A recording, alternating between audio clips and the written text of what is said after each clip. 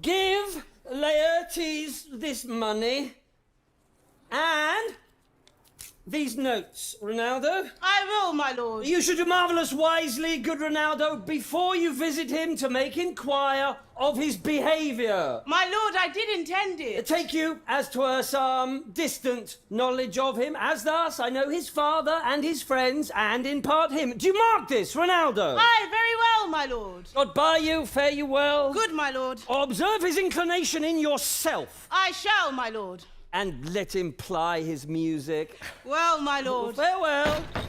How now, Ophelia, what's the matter? Oh, my lord, I have been so affrighted. With what, in the name of God? My lord, as I was sewing in my chamber, Lord Hamlet, with his doublet all unbraced, no hat upon his head, his stockings fouled, ungartered and down-gyvered to his ankle, pale as his shirt, his knees knocking each other, and with a look so piteous in purport, as if he had been loosed out of hell to speak of horrors, he comes before me. Mad for thy love. My lord, I do not know, but truly I do fear it. What said he? Took me by the wrist and held me hard. Then goes he to the length of all his arm, and with his other hand, thus o'er his brow, he falls to such perusal of my face as he would draw it. Long stayed he so. At last a little shaking of mine arm, and thrice his head thus waving up and down, he raised a sigh so piteous and profound that it did seem to shatter all his bulk and end his being. That done, he lets me go, and with his head over his shoulder turned, he seemed to find his way without his eyes. For out of doors he went without their help, and to the last bended their light on me. Come, go with me. I will go seek the king. Well, this is the very ecstasy of love. Well, I'm sorry. What, have you given him any hard words of late? No, my good lord, but as you did command. I did repel his letters and denied his access to me. Well, that hath made him mad. Well, I'm sorry that with better heed and judgment I had not quoted him. Come, go we to the king. This must be known, which, being kept close, might move more grief to hide than hate to utter love. Come!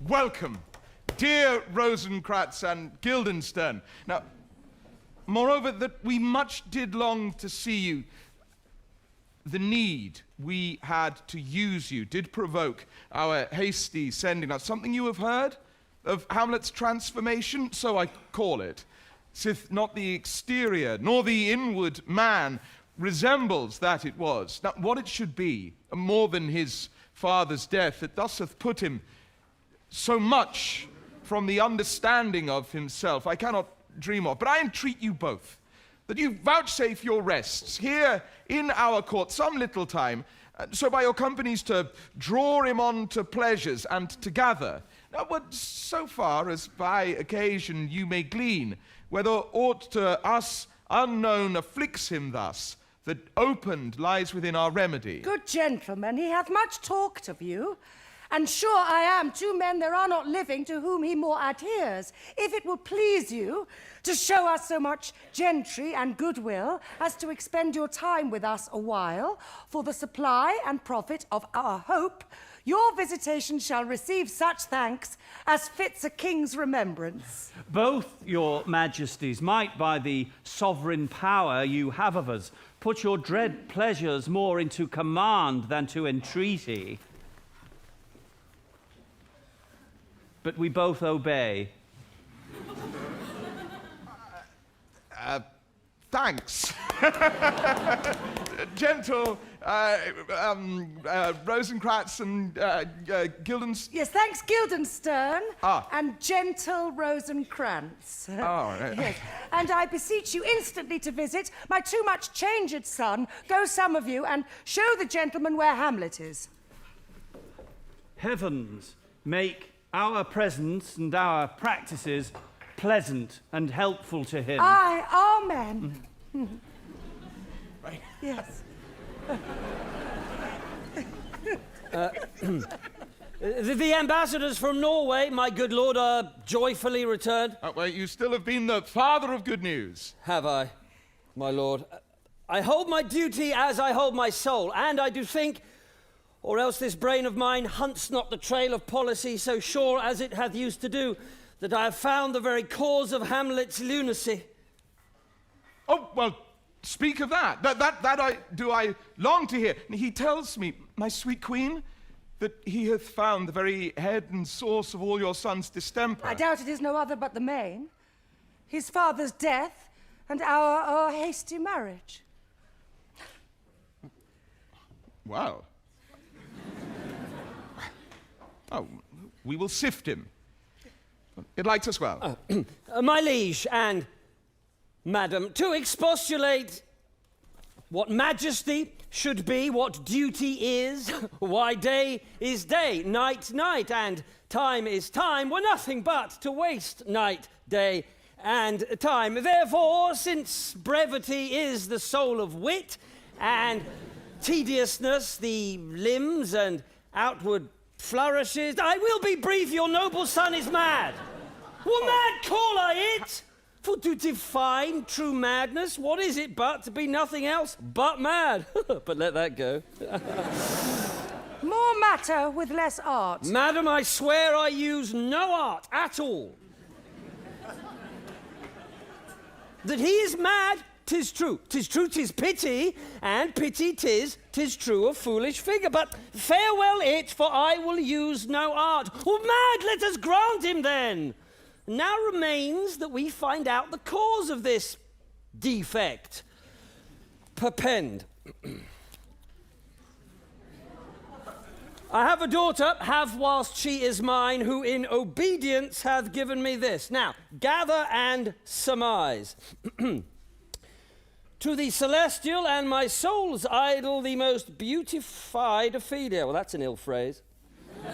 It's a vile phrase. Beautified, it's a vile phrase, but you shall hear. These in her excellent white bosom.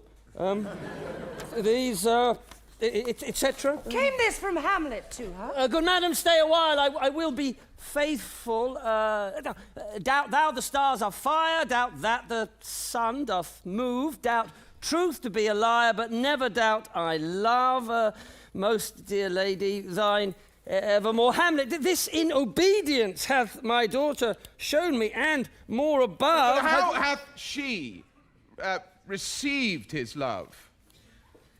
What do you think of me? Huh? Oh, yeah.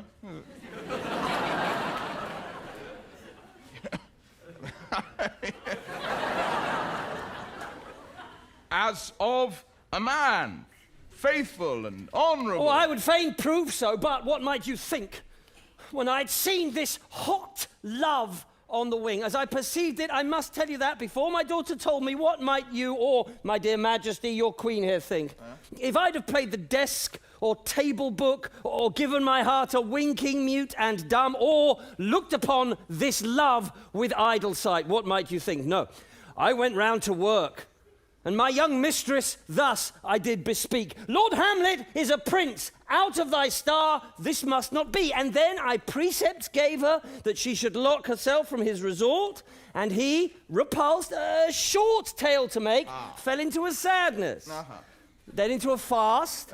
Thence to a watch, thence to a weakness, thence to a lightness, and by this declension into the madness wherein now he raves.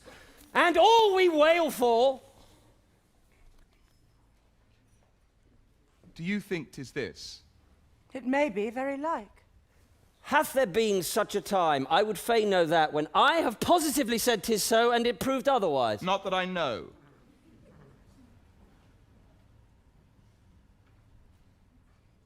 How may we try it further?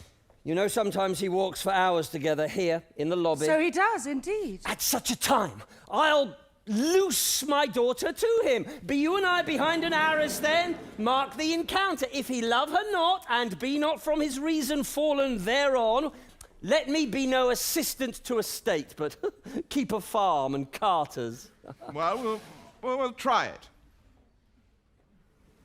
Oh, but look where sadly the poor wretch comes reading. Away. I beseech you both, away. I'll board him presently. Oh, give me leave. How does my good Lord Hamlet? Well, God a mercy. Did you know me, my lord? Excellent, well. You're a fishmonger. Not I, my lord. Then I would you were so honest a man. Honest, my lord? Aye, sir. To be honest, as this world goes, is to be one man picked out of 10,000. That's very true, my lord. For if the sun breed maggots and a dead dog being a good kissing carrion. Have you a daughter? I have, my lord. Let her not walk in the sun. Conception is a blessing, but not as your daughter may conceive, friend.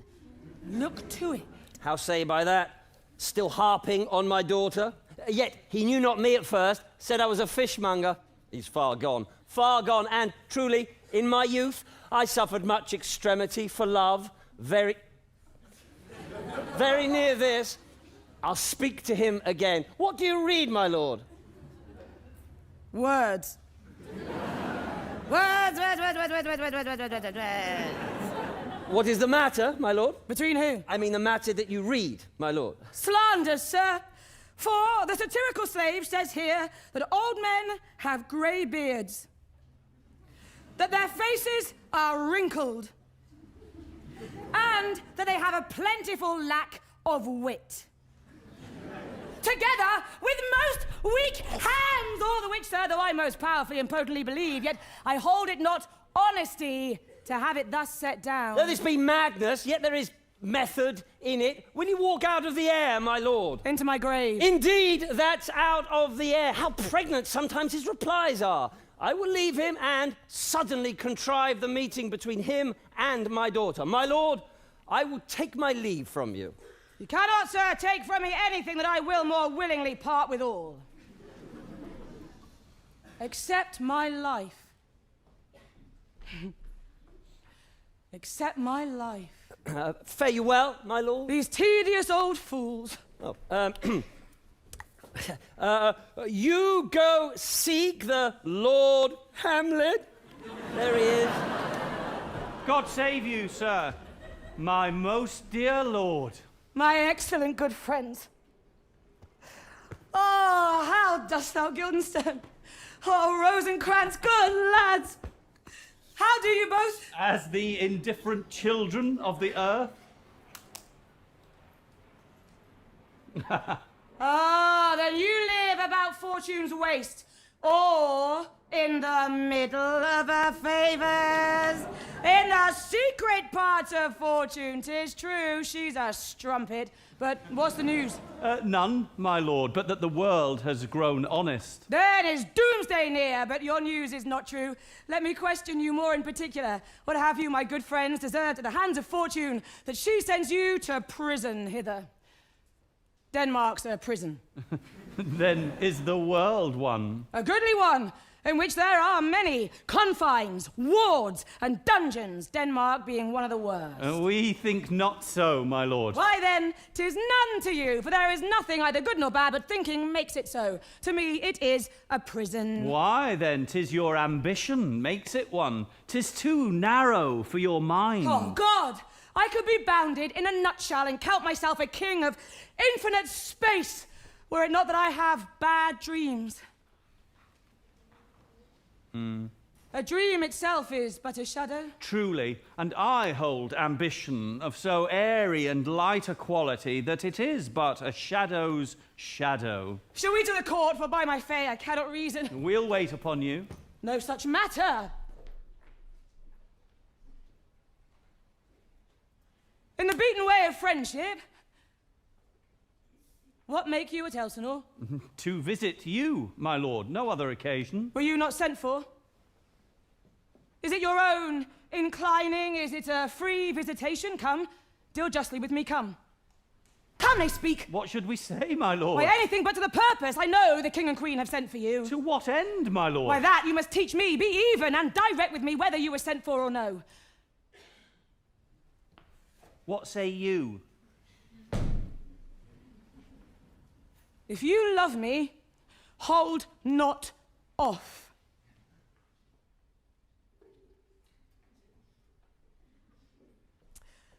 I will tell you why.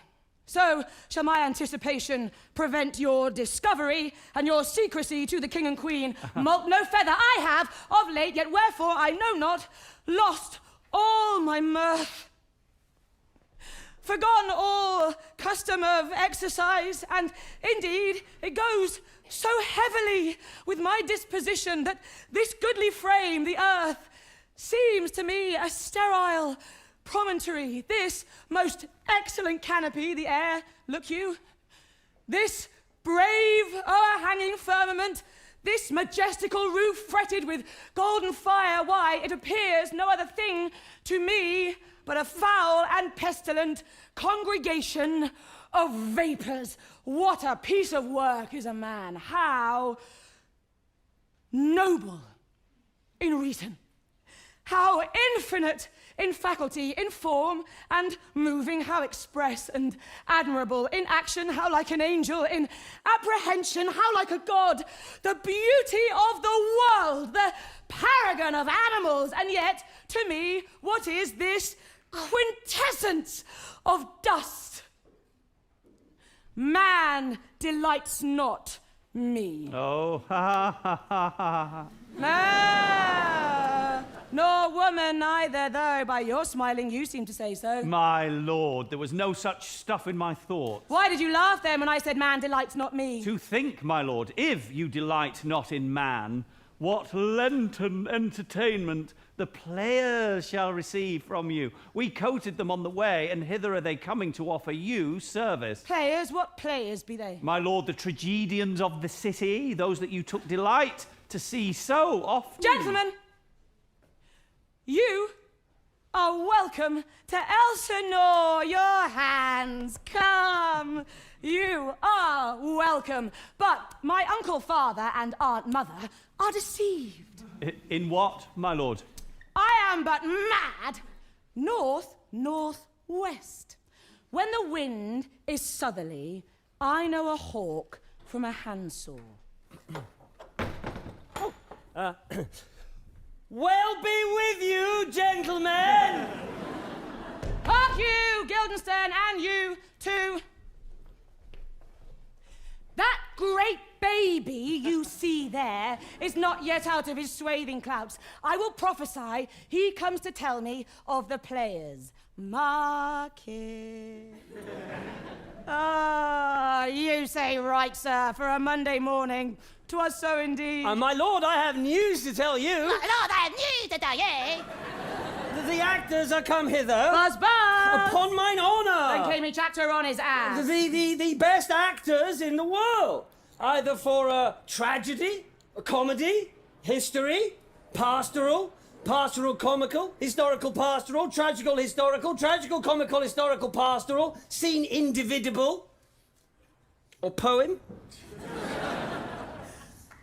Oh, Jephthah,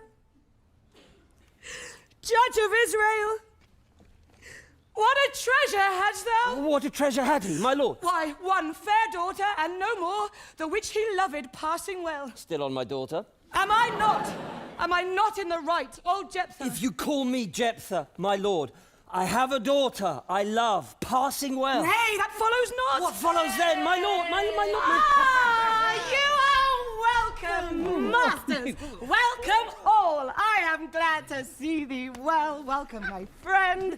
Oh, come. We'll have a speech straight.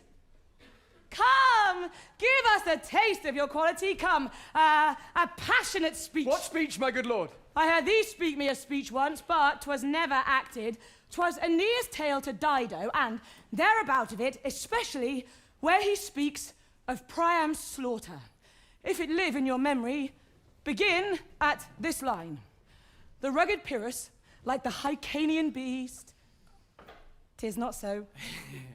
It begins with Pyrrhus, the rugged Pyrrhus, he whose sable arms, black as his purpose, did the night resemble, when he lay couched in the ominous horse, hath now his dread and black complexion smeared with heraldry more dismal, head to foot. Now is he total ghouls, horridly tricked with blood of fathers, mothers, daughters, sons, that lend a tyrannous and damned light to their vile murders, roasted in wrath and fire, and thus o'ersized with coagulate gore, with eyes like carbuncles, the hellish Pyrrhus, O grandsire Priam, seeks.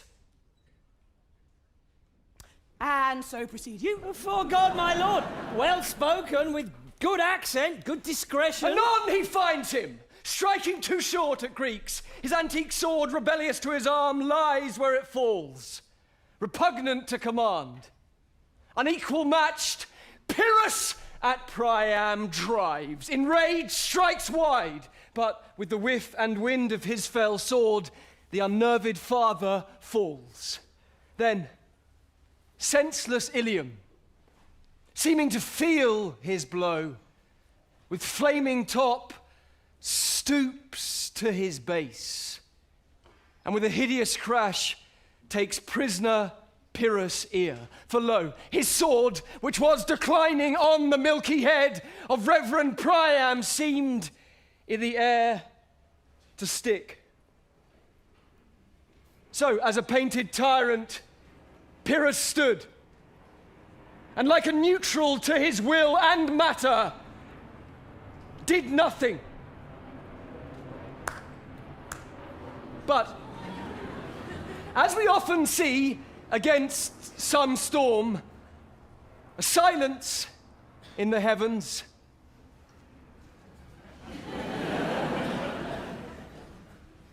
The rack stands still. The bold winds speechless, and the orb below as hush as death. Anon the dreadful thunder doth rend the region.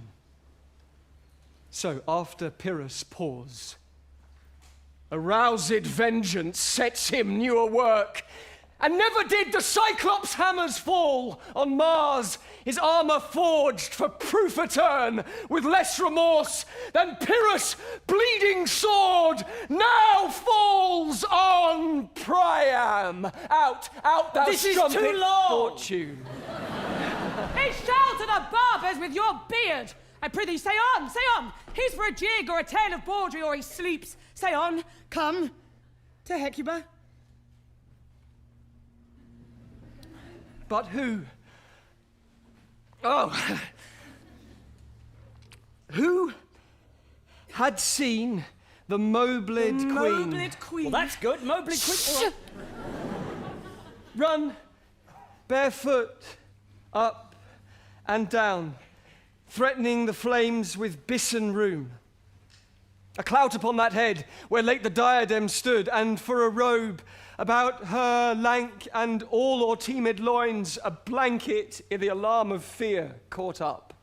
Who this had seen, with tongue in venom steeped 'gainst fortune's state, would treason have pronounced. But if the gods themselves did see her then, when she saw Pyrrhus make malicious sport in mincing with his sword her husband's limbs, the instant burst of clamour that she made, unless things mortal move them not at all, would have made milch the burning eyes of heaven, and passion in the gods. Look wherever he has not turned his colour and has tears in his eyes. I prithee no more. 'Tis well. I'll have thee speak out the rest soon. Good.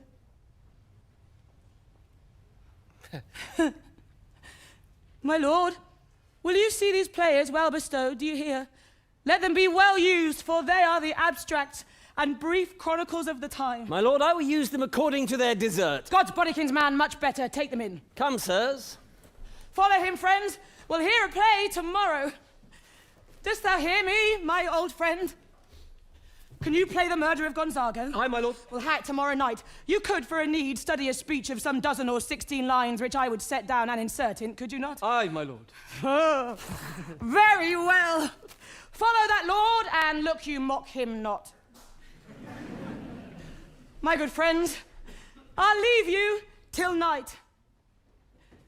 You are welcome to Elsinore. Good, my lord. Aye. So God be with you.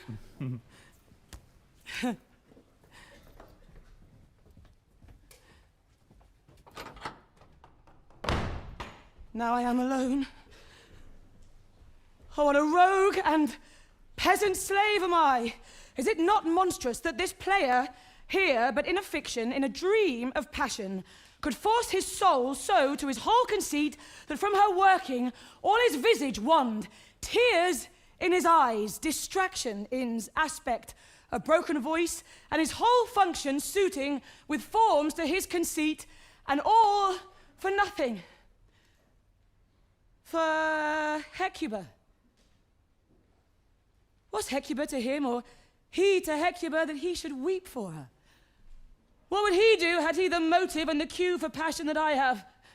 He would drown the stage with tears and cleave the general ear with horrid speech, make mad the guilty and appall the free, confound the ignorant and amaze indeed the very faculty of eyes and ears. Yet I, a dull and muddy metalled rascal, peak like John a Dreams, unpregnant of my cause, and can say nothing, no, not for a king upon whose property and most dear life a damned defeat was made. Am I a coward?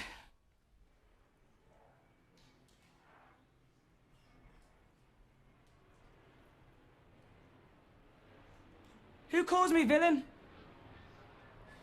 Breaks my pate across, plucks off my beard and blows it in my face, tweaks me by the nose and gives me the lie in the throat as deep as to the lungs. Who does me this, huh? Zoons, I should take it. For it cannot be but I am pigeon-livered and lack gall to make oppression bitter. Or ere this I should have fatted all the region kites with this slave's offal. Bloody, bawdy villain, remorseless, lecherous, treacherous, kindless villain. Why? What an ass am I? Ah, sure, this is most brave, that I, the son of a dear father murdered, must like a whore unpack my heart with words, and fall a-cursing like a very drab, a scullion firepont about my brain.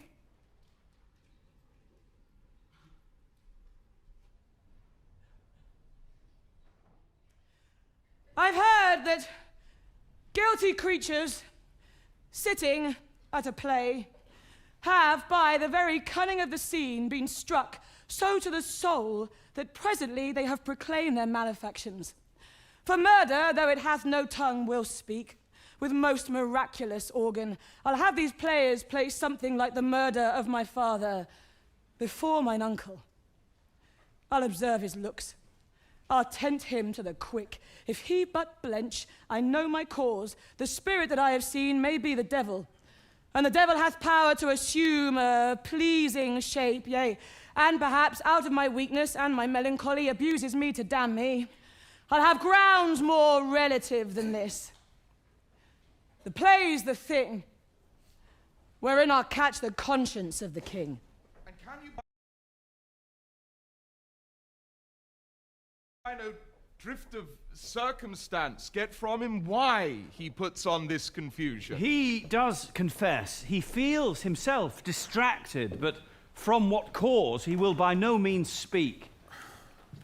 Nor do we find him forward to be sounded, but with a crafty madness keeps aloof. Did he receive you well? Most like a gentleman, niggard of question, but of our demands most free in his reply. Did you essay him to any pastime? Oh, madam, it so fell out that certain players we all wrought on the way, of these we told him, and there did seem in him a kind of joy to hear of it. They are about the court, and as I think, they have already ordered this night to play before him. 'Tis most true, and he beseeched me to entreat your majesties to hear and see the matter. With all my heart, and much it doth content me to hear him so inclined. Good gentlemen, give him a further edge and drive his purpose on to these delights. We shall, my lord. Sweet Gertrude, would you leave us too? No, for we have closely sent for Hamlet hither, that he, as 'twere by accident, may affront Ophelia, and to gather from him, as he is behaved, whether it be the affliction of his love, or know that thus he suffers for. I shall obey you. And for your part, Ophelia, I do wish that your good beauties be the happy cause of Hamlet's wildness. So shall I hope your virtues will bring him to his wonted way again, to both your honours. Madam, I wish it may. Ophelia, walk you here. Gracious, so please you, we will bestow ourselves. Read on this book, that show of such an exercise may colour your loneliness. I hear him coming. Let's withdraw, my lord.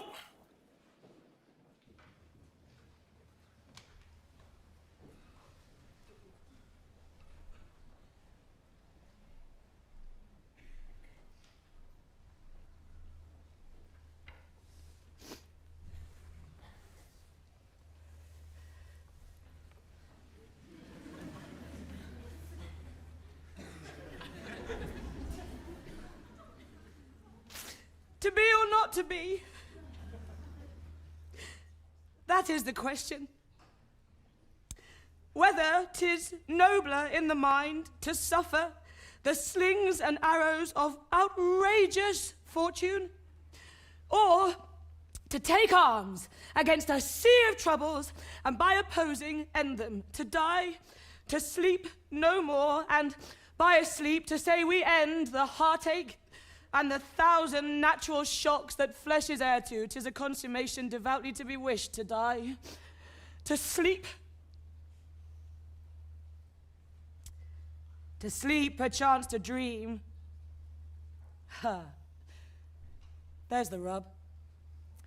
For in that sleep of death, what dreams may come, when we have shuffled off this mortal coil, must give us pause. There's the respect that makes calamity of so long life. For who would bear the whips and scorns of time, the oppressor's wrong, the proud man's contumely, the pangs of disprized love, the law's delay, the insolence of office, and the spurns the patient merit of the unworthy takes, when he himself might his quietus make with a bare bodkin? Who would these fardels bear to grunt and sweat under a weary life, but that the dread of something after death, the undiscovered country from whose bourne no traveller returns, puzzles the will, and makes us rather bear those ills we have than fly to others that we know not of. Thus conscience does make cowards of us all. And thus the native hue of resolution is sicklied o'er with the pale cast of thought, and enterprises of great pith and moment in this regard their currents turn awry and lose the name of action. Soft you now. The fair Ophelia, nymph, in thy orisons be all my sins remembered. Good my lord, how does your honour for this many a day? I humbly thank you well. Well.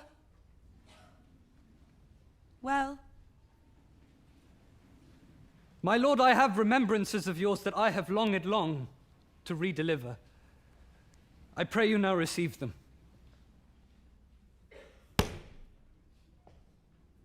No. I never gave you aught. My honoured lord, you know right well you did. And with them words of so sweet breath composed as made the things more rich. Their perfume lost, take these again, for to the noble mind, rich gifts wax poor when givers prove unkind. Are you honest? My lord? Are you fair? What means your lordship? I did love you once! Indeed, my lord, you made me believe so. You should not have believed me, I loved you not. I was the more deceived. Get thee to a nunnery. Why wouldst thou be a breeder of sinners? I am myself indifferent honest, yet I could accuse me of such things, and it were better my mother had not borne me. I am very proud, revenge full, ambitious, with more offences at my beck than I have thoughts to put them in, imagination to give them shape, or time to add them in. What should such fellows as I do, crawling between heaven and earth? We are arrant knaves all, believe none of us. Go thy ways to a nunnery.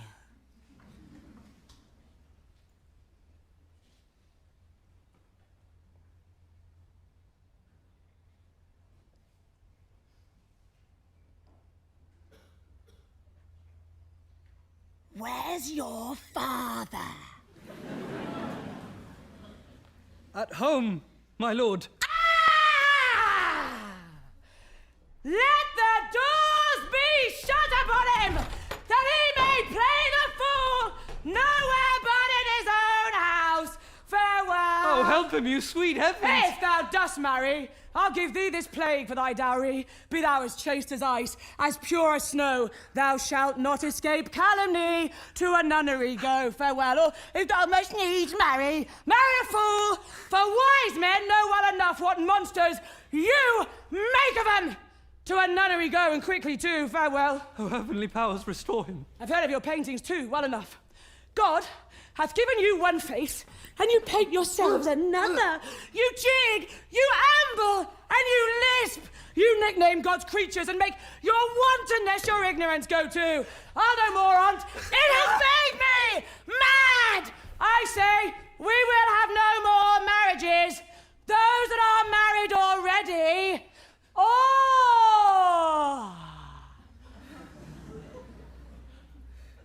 all but one shall live. The rest shall keep as they are. To a nunnery go.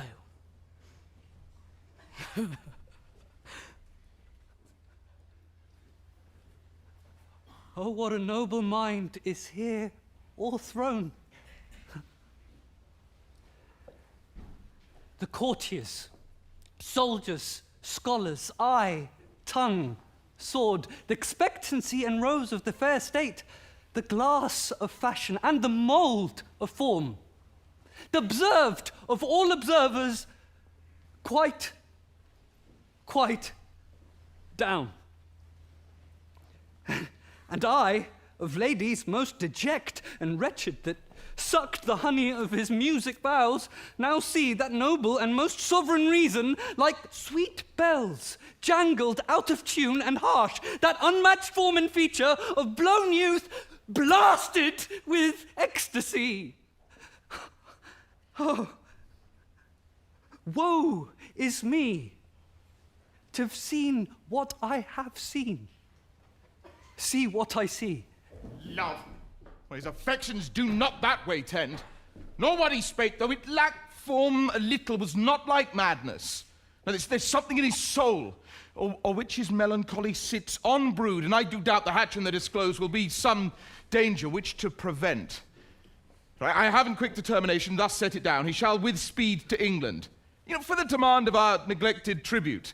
Look, haply the seas and countries different, with variable objects, shall expel this something settled matter. What think you on? It shall do well, but yet I do believe the origin and commencement of his grief sprung from neglected love. How now, Ophelia?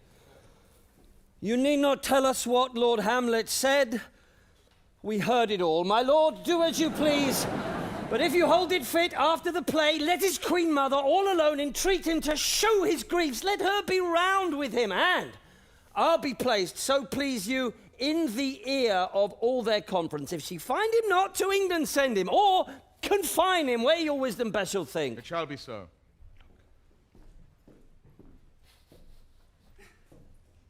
Madness in great ones must not unwatched go. Speak the speech, I pray you, as I pronounced it to you, trippingly on the tongue. But if you mouth it, as many of your players do, I had as lief the town crier spoke my lines. Nor do not saw the air too much with your hand thus, but use all gently, or it offends me to the soul to hear a robustious periwig-pated fellow tear a passion to tatters. I warrant, your honour. Be not too tame, neither, but let your own discretion be your tutor. Suit the action to the word to the action, with this special observance that you overstep not the modesty of nature. For anything so overdone is from the purpose of playing, whose end, both at the first and now, was and is to hold as 'twere the mirror up to nature. Oh, there be players that I have seen play and heard others praise. They imitated humanity so abominably. I hope we have reformed that indifferently with us, sir. Oh, reform it altogether. Go make you ready. What, Horatio? Here, sweet lord, at your service. Horatio?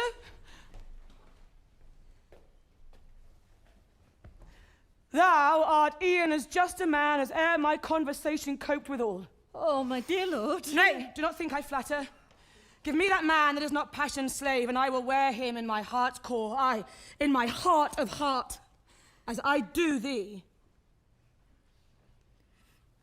Something too much of this. There is a play tonight before the king.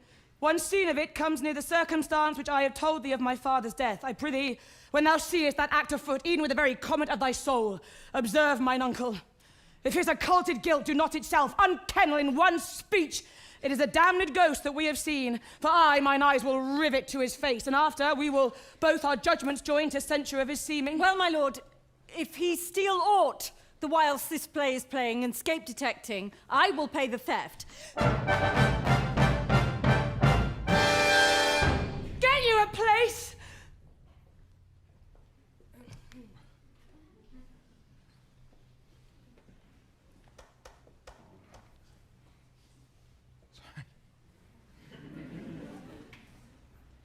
How fares my cousin Hamlet?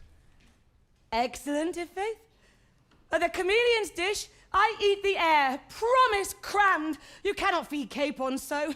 I have nothing with this answer, Hamlet. These words are not mine. No, nor mine now. My lord, you played once in the university, you say. That I did, and I was accounted a good actor. What did you enact? I did enact Julius Caesar. I was killed in the Capitol. Brutus killed me. Oh, it was a brute part of him to kill so capitol calf there. Be the players ready? Aye, my lord, they stay upon your patience. Come hither, my dear Hamlet. Sit by me. No, good mother. Here's metal more attractive. Oh, do you mark that? Lady, shall I lie in your lap? No, my lord. I mean my head upon your lap. Aye, my lord. Did you think I meant country matters? I think nothing, my lord. There's a fair thought to lie between maids' legs. What is, my lord?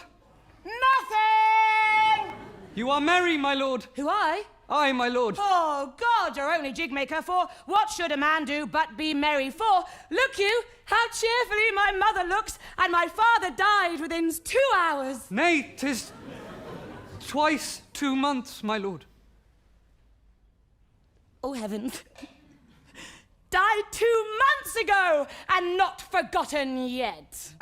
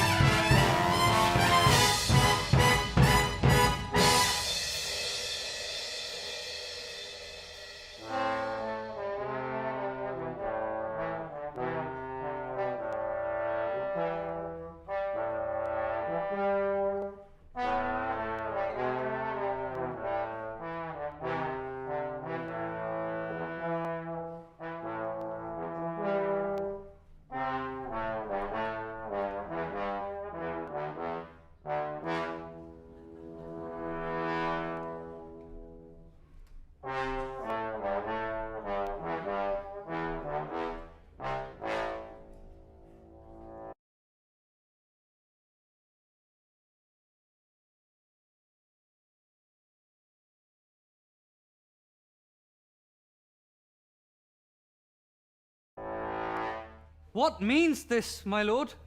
We shall know by this fellow. The players cannot keep counsel. They will tell all. They tell us what this show meant. Aye, or any show that you'll show him. Be not you ashamed to show, he'll not shame to tell you what it means. You are naught. You are naught. I'll mark the play. Is this the prologue or the posy of a ring? 'Tis brief, my lord. As woman's love.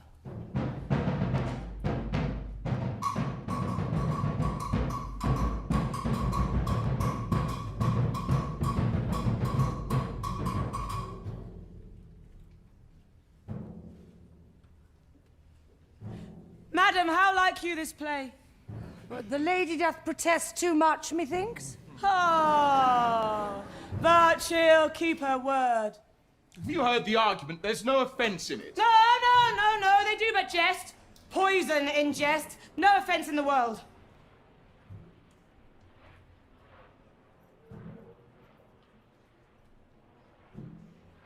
What do you call the play? The Mousetrap. 'Tis a knavish piece of work, but what of that? Your Majesty and we that have free souls, it touches us not. This is one Lucianus, nephew to the king. You are as good as a chorus, my lord. I could interpret between you and your love if I could see the puppets dallying. You are keen, my lord. You are keen. It would cost you a groaning to take off mine edge. Still better and worse. So you mistake your husbands. Begin, murderer! The croaking raven doth bellow for revenge.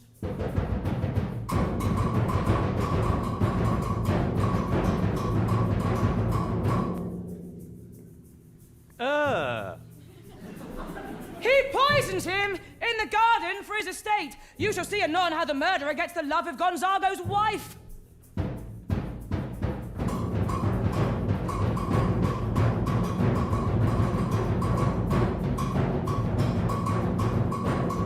King rises! What? Frighted with false fire? Affairs, my lord. Give over the play!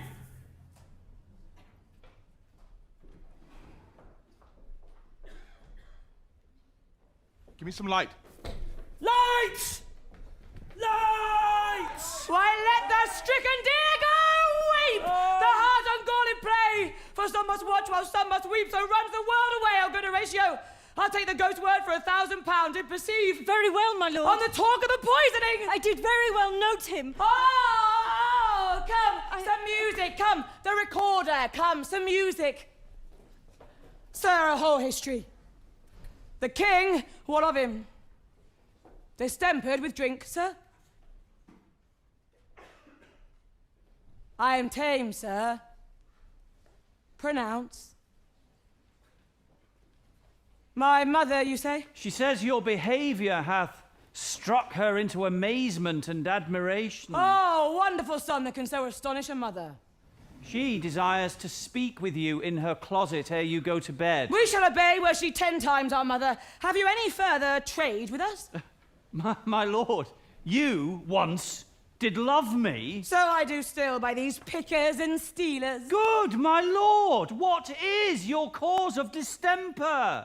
You do surely bar the door of your own liberty if you deny your griefs to your friend. Sir, I lack advancement. How can that be, when you have the voice of the king himself for your succession in Denmark?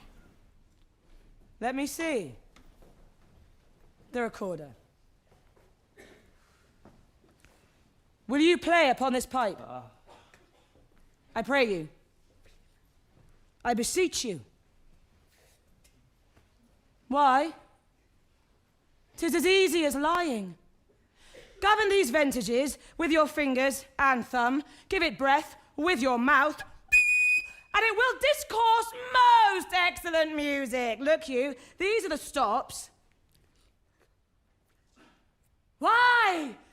Look you, how unworthy a thing you make of me.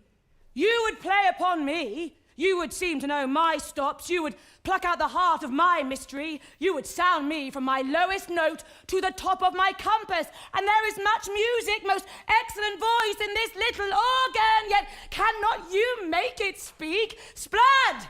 Do you think I am easier to be played upon than a pipe? Call me what instrument you will, though you can fret me, you cannot play upon me. God bless you, sir. My lord, the Queen would speak with you, and presently. Do you see yonder cloud that's almost in the shape of a camel?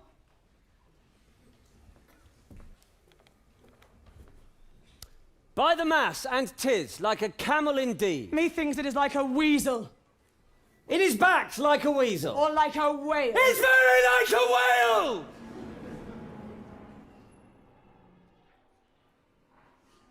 Then I will come to my mother by and by. They fool me to the top of my bent. I will come by and by. I will say so. By and by is easily said. Leave me, friends.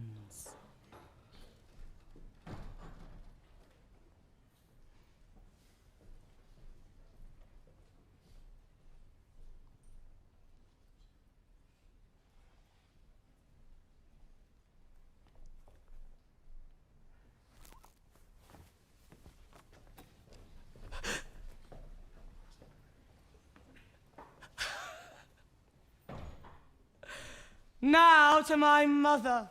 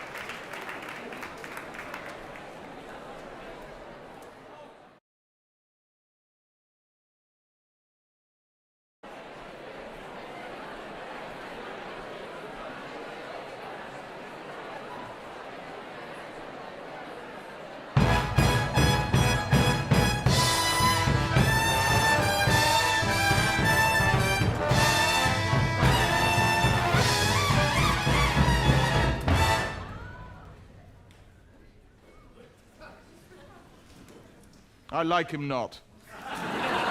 Nor stands it safe with us to let his madness range. Therefore prepare you. Like I your commission shall forthwith dispatch, and he to England shall along with you.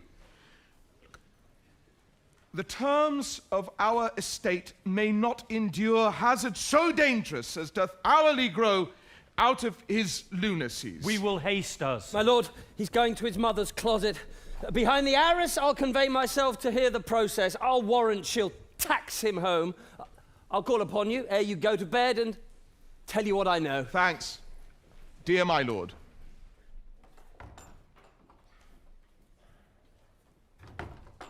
Oh, my offense is rank. It smells to heaven. It hath the primal eldest curse upon it. A brother's murder. Pray can I not? Though inclination be as sharp as will, my stronger guilt defeats my strong intent. And like a man to double business bound, I stand in pause where I should first begin, and both neglect. What if this cursed hand were thicker than itself in brother's blood? Was there not rain enough in the sweet heavens to wash it white as snow? Whereto serves mercy but to confront the visage of offense? And what's in prayer but this twofold force, to be forestalled ere we come to fall, or pardon being down? Then I'll look up. My fault is past. But well, what form of prayer can serve my turn?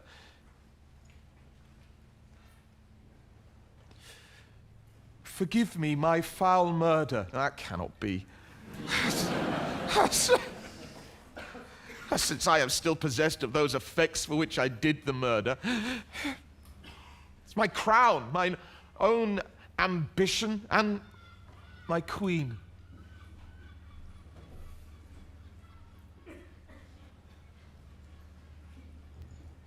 may one be pardoned and retain the offence?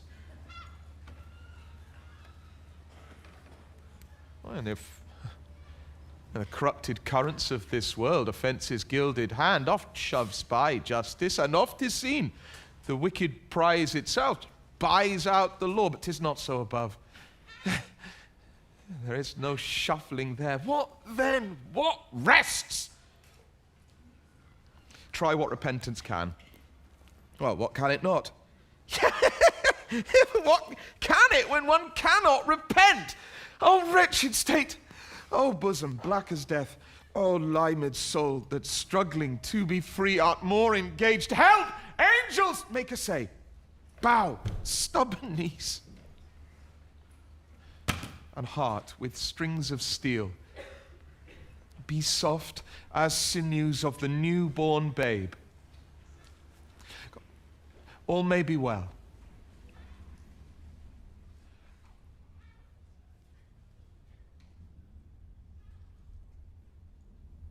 Now might I do it, Pat.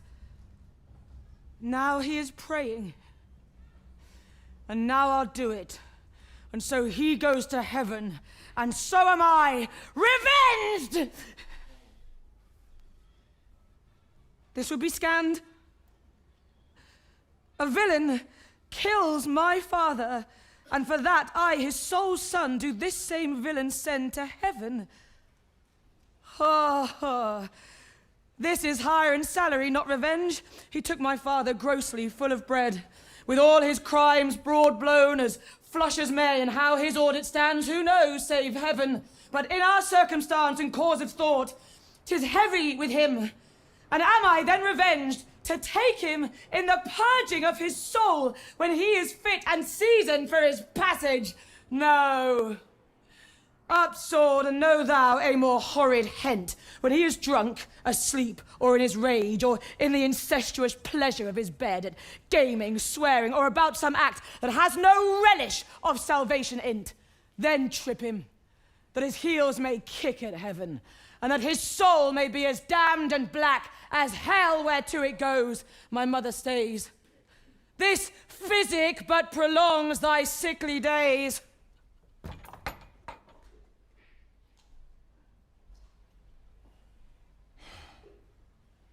My words fly up, my thoughts remain below. Words without thoughts never to heaven go. He will come straight. I'll silence me, even here.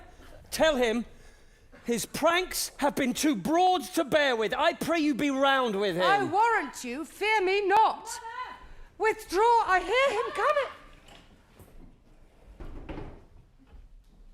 Now, mother, what's the matter? Hamlet, thou hast thy father much offended. Mother, you have my father much offended. Come, come, you answer with an idle tongue. Go, go, you question with a wicked tongue. Why, how now, Hamlet? What's the matter now? Have you forgot me? No, by the rude, not so. You are the queen, your husband's brother's wife. But would you were not so, you are my mother. Nay, then I'll set those to you that can speak. Come, come, set you down. You shall not budge. You go not till I set you up a glass where you may see the inmost part of you. What wilt thou do? Thou wilt not murder me. Help! Oh, help! How now?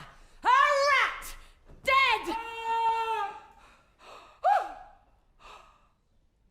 For a ducat, dead. I am slain! Oh, me, what hast thou done? Nay, I know not. Is it the king? Oh, what a rash and bloody deed is this! A bloody deed! Oh, almost as bad, good mother, as kill a king and marry with his brother. As kill a king. Aye, lady, 'twas my word. Thou wretched, rash, intruding fool, farewell. I took thee for thy better. Take thy fortune. Leave wringing of your hands. Peace, sit you down, and let me wring your heart, for so I shall, if it be made of penetrable stuff. What have I done? that thou darest wag thy tongue in noise so rude against... Such an act that blurs the grace and blush of modesty, calls virtue hypocrite, takes off the rose from the forehead of an innocent love and sets a blister there, makes marriage vows as false as dice's oaths. By me, what act that roars so loud and thunders in the index? Look here upon this picture and on this, the counterfeit presentment of two brothers. See what a grace was seated on this brow. Hyperion's curls, the front of Jove himself, an eye like Mars to threaten or command, a combination and a form indeed where every god did seem to set his seal to give the world assurance of a man. This was your husband. Look you now. What follows? Here is your husband, like a mildewed ear, blasting his wholesome brother. Have you eyes? Could you on this fair mountain leave to feed and batten on this moor, huh? Have you eyes? You cannot call it love. For your age, the heyday in the blood is tame. It's humble and waits upon the judgment. And what judgment would step from this to this? What devil was't that thus hath cozened you and hood man blind? Eyes without feeling, feeling without sight, ears without hands or eyes, smelling sans all. Oh, but a sickly part of one true sense could not so mope. Shame! Where is thy blush? Hamlet, speak no more! Thou turn'st mine eyes into my very soul, and there I see such black and grained spots as will not leave their ting. They but to live in the rank sweat of an enseamed bed, stewed in corruption, honeying and making love over the nasty side. Speak to me no more. These words like daggers enter in mine ears. No more. A murderer and a villain, a slave that is not 20th part the tithe of your preceding lord, a king of shreds and...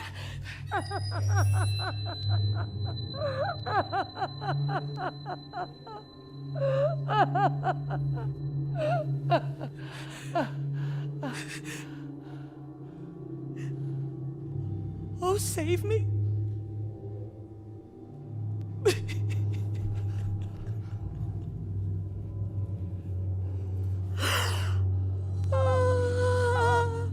Hover me with your wings.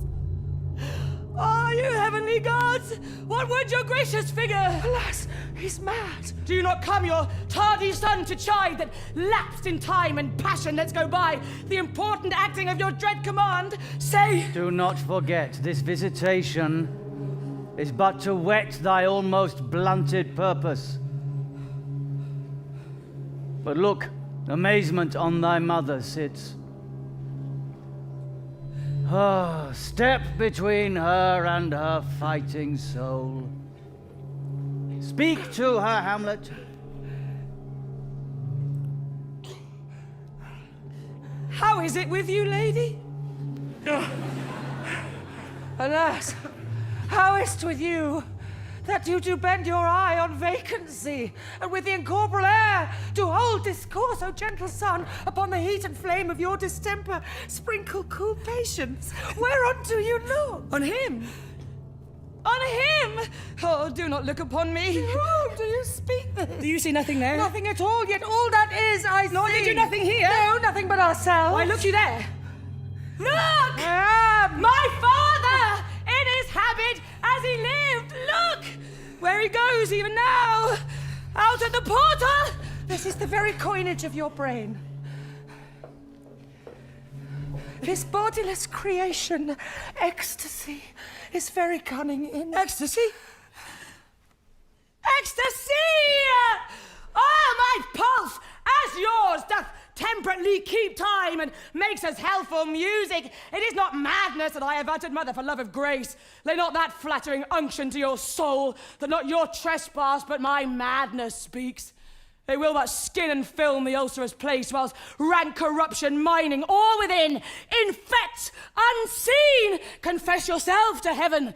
Repent what's past, avoid what is to come, and do not spread the compost over the weeds to make them ranker. Oh, Hamlet, thou hast cleft my heart in twain. Ah, throw away the worst part of it, and live the purer with the other half. Good night.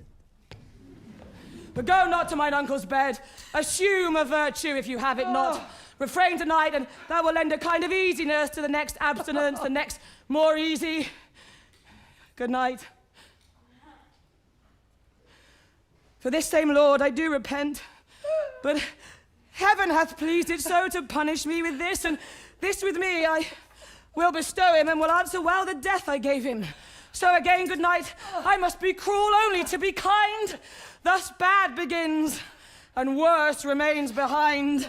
One word more, good lady. What shall I do? Not this, by no means, that I bid you do. Let the bloke king tempt you again to bed, pinch wanton on your cheek, call you his mouse, and let him for a pair of reachy kisses or paddling in your neck with his damned fingers make you to ravel all this matter out, that I essentially am not in madness but mad in craft. Too good you let him know. Be thou assured, if words be made of breath and breath of life, I have no life to breathe what thou hast said to me. I must to England, you know that. Oh, lack, I had forgot. 'Tis so concluded on. There's letters sealed, and my 2 schoolfellows, whom I will trust as I will adder's fang, they bear the mandate. They must sweep my way and marshal me to knavery, but let it work. For 'tis the sport to have the engineer hoist with his own petard, and shall go hard. But I will delve 1 yard below their mine, and blow them at the moon. Ah, 'tis most sweet when in one line 2 crafts directly meet. This man shall set me packing. I'll lug his guts into the neighbour room. Mother, good night indeed. This counsellor is now most still, most secret, and most grave, who was in life a foolish prating knave. Come, sir, to draw toward an end with you.